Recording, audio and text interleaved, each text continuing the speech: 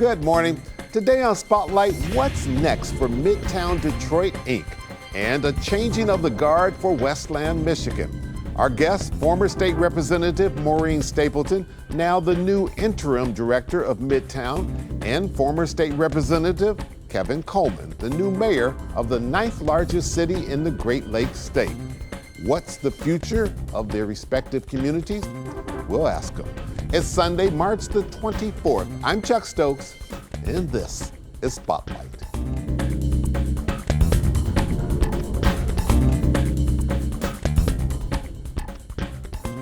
Maureen Stapleton, good seeing you again.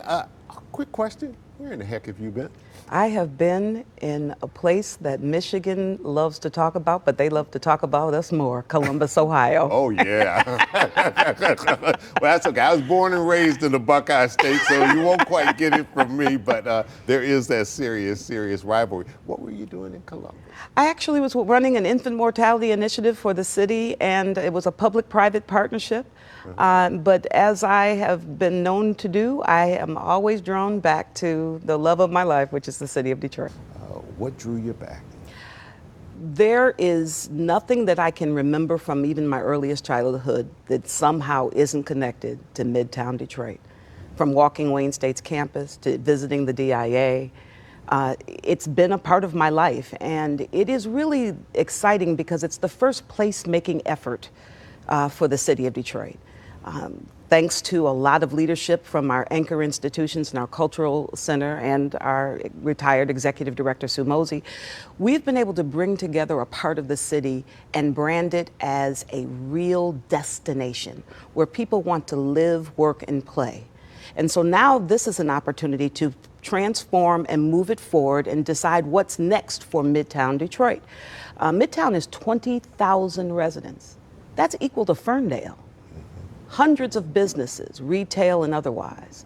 So what drew me back was the excitement of being able to take it. And it's been changing, regentrification, new development, all sorts of other things going on in Midtown, getting a new life, so to speak. Not as much as people think. I think there's some miscommunication about what Midtown is. The gentrification that people see isn't as real as folks think. We have a very diverse population of those who live, work, and play in Midtown, from the most affordable housing to the most expensive housing, to from young people to old people, from black to white. The migration of African Americans and the migration of others hasn't really occurred in the way that people think it has. What has helped with Midtown is people are moving to Midtown, not necessarily as many moving away. Midtown has been responsible, for example, for a program called Stay Midtown, which allowed folks whose rents were getting higher to stay in their units, and we would subsidize and help them pay for it. Sure, because they've been there through the thick and thin of it. Right. So it's an exciting time to really tell the world what Midtown Detroit, Inc. actually does and who Midtown Detroit is. Sue Mosey retired recently. Is this a smooth passing of the baton and you saying, okay, you did your thing, now I'm coming in, but I'm coming in maybe with a slightly different vision or the same vision? So this is an opportunity for us to take the 30 plus years of work by a dynamic leader in our city and say, what's next? And that what's next will be decided by a broad base of stakeholders. We are about to embark on a 60-day planning effort, probably in the next 30 to 45 days, which will bring in all of our anchor institutions, our cultural institutions, our residents, those who visit, our businesses who have put their stake in the ground and are alive and well in Midtown. Bring us all together to talk about what are the next projects and the opportunities for Midtown Detroit. This has to be a stakeholder-driven effort. And so we are lucky at Midtown to have anchors like Henry Ford Health System that, as we know, recently got a huge development deal to transform another portion of what is Midtown Detroit. We have Wayne State University. We have the College for Creative Studies. So we have a whole bunch of those anchor and cultural institutions like the DIA and the library and the Historical Museum. But we also have residents, and we have small business owners. and we have pizzerias, and we have bookstores. And so those people have to be engaged too. What is it that you need in order to keep the economic development moving in this part of the city? What is it that you need to help make place so that there are people visiting your restaurants and your bookstores and your retailers? How does this mix in with all that's going on downtown, which is getting a whole lot of attention right now? And in the next couple of weeks when that NFL draft comes in, it's going to be all cameras focused on downtown Detroit. We'll be right back. Stay with us.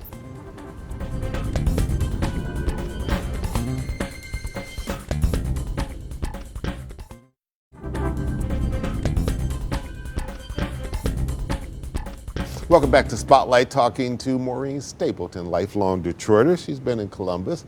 She's now coming back to head up Midtown Detroit. I'm curious, you've been in Columbus, a city that has really grown. It annexed pretty much everything around it. It surpassed Cleveland. I'm not sure if it surpassed Cincinnati, but it surpassed Cincinnati. Okay, yes. So it's the biggest city in Ohio now. And a whole lot of development. And I haven't been there in years, but people say you won't recognize it if you go there. Sometimes it's good to be able to get out of a city you've grown up in to get another perspective. What did you see and maybe learn from Columbus, which is growing fast, that you say we need to do in Detroit? Or Cooperative economic development and inclusive economic development have been a part of Midtown since the beginning, but are something that need to continue to be a linchpin as we move forward. I saw stakeholders come together to drive economic development, drive housing, and drive critical assets to downtown to make it come alive. To areas like Easton, which is a whole nother part of Columbus, to ensure that it could survive. To other areas like Short North, which is near Ohio State. We have done a decent job as a nonprofit leading economic and community development. And we need to double down on that like Columbus has to ensure that we have the national retailers coming in. Midtown recently in the last year received a restaurant called The Eagle. It's from Columbus, it's from Ohio. And so we are now beginning to attract. You didn't tell the University of Michigan folks that, did you? No, Okay. please visit the Eagle. Okay. We need you. Right. But that's the kind of development that has been spurred by this organization. And that's what I saw when I got there. It's a cooperative effort. I also saw the funding community do less cannibalization and more cooperation. And so I'm looking forward to establishing those same relationships here. We have had amazing support at Midtown from our funding community. Amazing. Couldn't have done the work without them.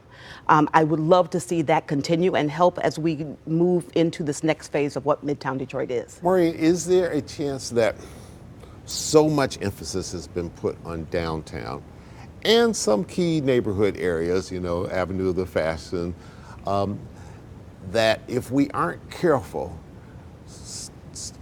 downtown could almost cannibalize other areas close to it? So I would say no, and I'm going to tell you why. It's more about what happens in Midtown that will affect all of those others. Midtown Detroit, Inc. established the first placemaking effort in the city of Detroit. But for Midtown and the success of the community and economic development that we have experienced over the last 30 years, there would be no Corktown, there would be no Eastern Market, there would be no Live 6, there would be no new Avenue of Fashion. So goes Midtown, so goes all of their place-making efforts around the city. Downtown doesn't have enough housing to house people right now. We do. Again, Midtown has 20,000 residents. Downtown has less than half of that because the housing units are not yet there. And so we have to be interconnected. It's about places like Midtown, which is 7 neighborhoods that make up Midtown. So give me geographically, when you talk Midtown, how far out are you talking? Because just a stone's throw from there would be the Motown Museum, which is doing a a lot of expansion and getting a lot of attention for that. Would that still be considered Midtown or not quite? Not quite. It's just a couple of blocks outside of Midtown. Midtown is north of the boulevard, all the way about a half mile north of the boulevard on the east side of Woodward. And then below the boulevard, it is 6 neighborhoods that take you all the way down to I-75 South. Okay. And so if you can imagine Lodge Expressway, I-75 Expressway, and then I-75 South, that's kind of a U. Those are the kind of boundaries. And then on the north side we go, on the west side we go a little bit north of the boulevard to capture New Center, Fisher Building, and some of the residential neighborhoods right beyond that. All right, so here's where you get on the hot seat a little bit. Should it stay like that, or should there be some expansion down the line of those boundaries for any good or bad reason? Coming from someone who's been in a city where they did a whole lot of annexing, and it seems to have paid off for Columbus, should we change some boundaries? City annexing should not happen here in the same way that you're talking about.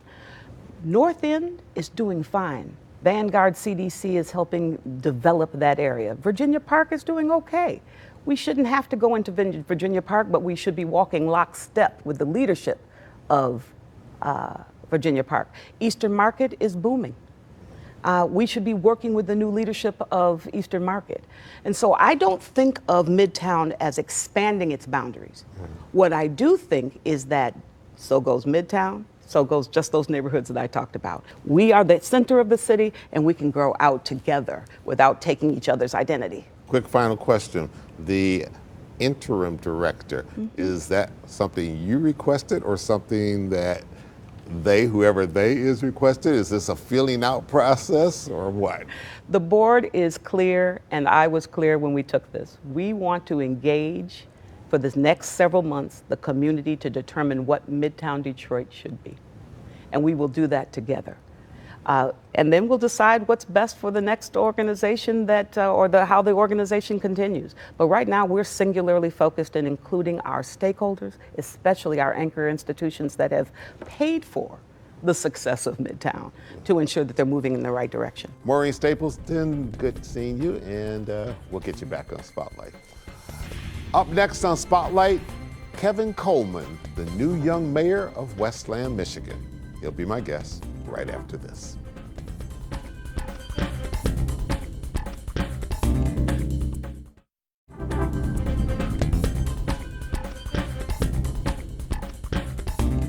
The biggest difference from being in the Michigan legislature and being chief executive officer of a city the population size of Westland. Yeah, it's the 9th largest city in Michigan, and I would say the biggest difference really is it's 24/7 being mayor. You know, your phone's going to ring. It doesn't stop. It doesn't stop. It goes all day. Sometimes it goes all night, but you got to be ready for any kind of challenge and dive in and tackle it. What's Mayor Coleman's vision? What do you want to do as mayor? Westland is centrally located between Detroit, Ann Arbor, Metro Airport. It's easy to get to off the freeway.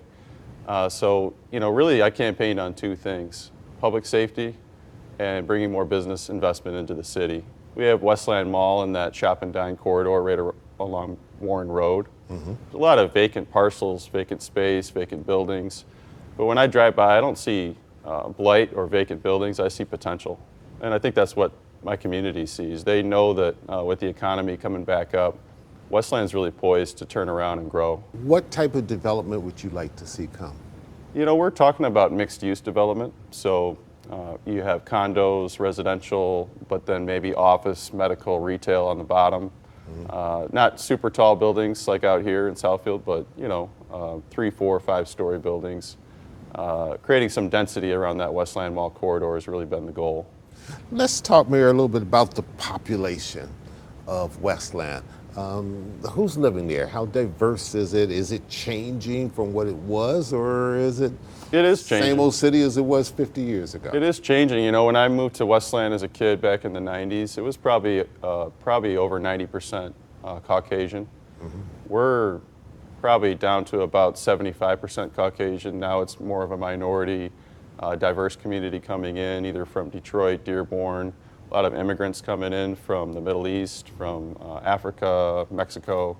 So, you know, we're a community for everybody. We have a ton of small businesses opening up that are minority owned. We actually did our first minority business forum last week and Minority Business Weekend, where we highlighted small businesses owned by minority members of our community. It was really successful. When you talk to these minority business owners, what is it they say that they like about Westland, and what is it they're saying they would like to see come to Westland?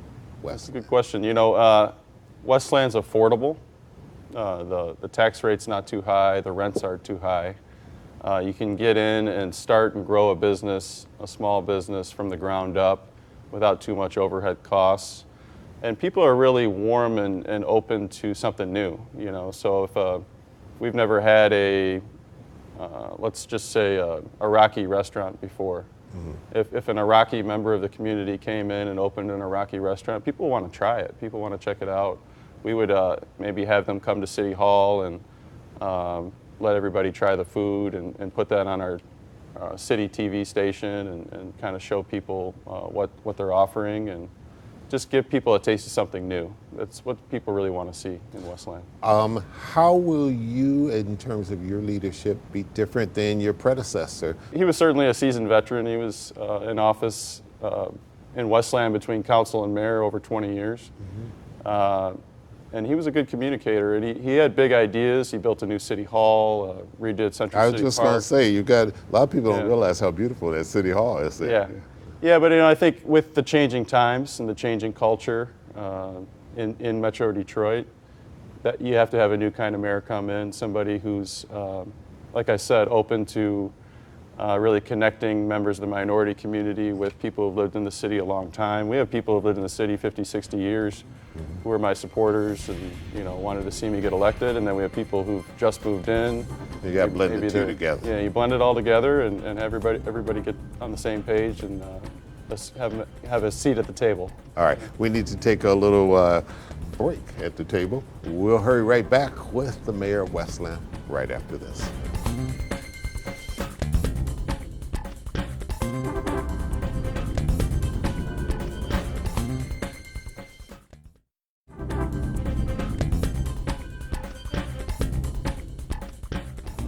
Kevin Coleman, he's the mayor of Westland, one of my guests today on Spotlight. Talk about your relationship with your current city council. Is it a good relationship? We had an administration for so long under Bill Wild, new mayor's coming in, there's some growing pains, right?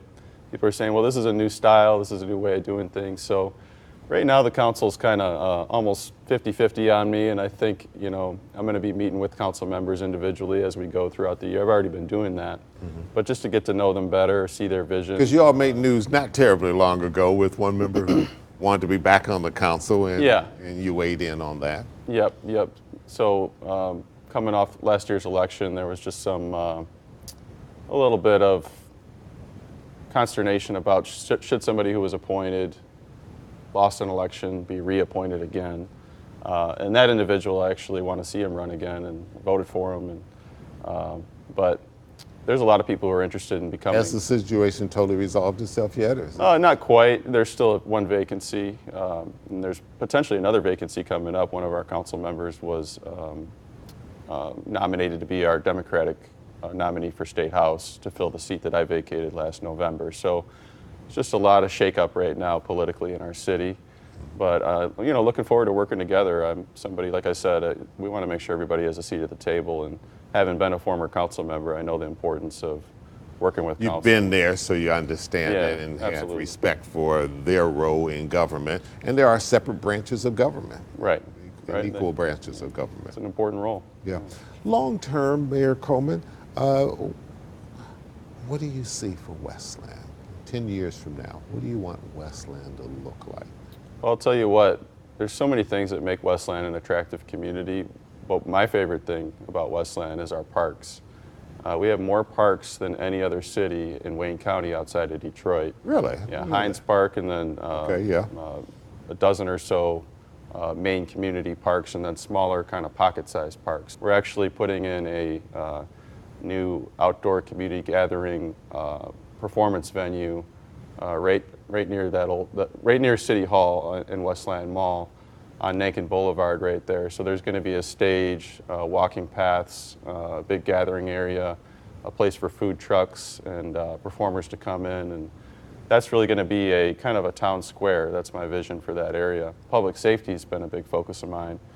Out of our 4 fire stations, we're actually going to be rebuilding 2 of them in the next 2 years. Okay. Secured the funding for one of those last year as a state rep. Coming in as mayor to oversee the construction of that's pretty exciting. And then hiring 15 firefighters and 4 new police officers. So bolstering that public safety. People want to feel safe and they want to have options, recreation, dining, things to do. So family-friendly community, friendly for seniors, young professionals coming in and living here. Just exciting times for our city. From Lansing, what is it you'd like from your former colleagues there? And have you been talking with them about things Lansing can do to help Westland? So in the governor's office. Yeah, and you know, being a mayor, a brand new mayor, police, like I talked about police and fire and getting our public safety departments back in order. We have recruitment issues really statewide. I've talked to other mayors. I've talked to Mayor Duggan in Detroit. I've talked to mayors of other cities. Getting more police and firefighters to go through the academies, to train, to get young people interested in that career. It's a great career. I'm 40 years old, and sometimes I look back, maybe I should have got into law enforcement or something like that. We all look back at that. Yeah. And it's just a great career, and you're serving your community. But I want to make sure that the state is supporting young people getting into that public safety career. You feel good about where Michigan is right now, especially in terms of economics? I think we're poised to do well. You know, the governor just went over to Asia. She was in South Korea, Taiwan, some other countries, bringing in more jobs, more investment. The economy's turning around in the Midwest. You know, I'm optimistic about Michigan. So. All right, and optimism is always good when you're in a position like yours. Mayor Coleman, thanks for coming in today's Spotlight. Good talking to you. We'll get you back. And that's a wrap for this week's program. I'm Chuck Stokes. We'll be back next week with more newsmakers in the Spotlight. We hope you have a great week.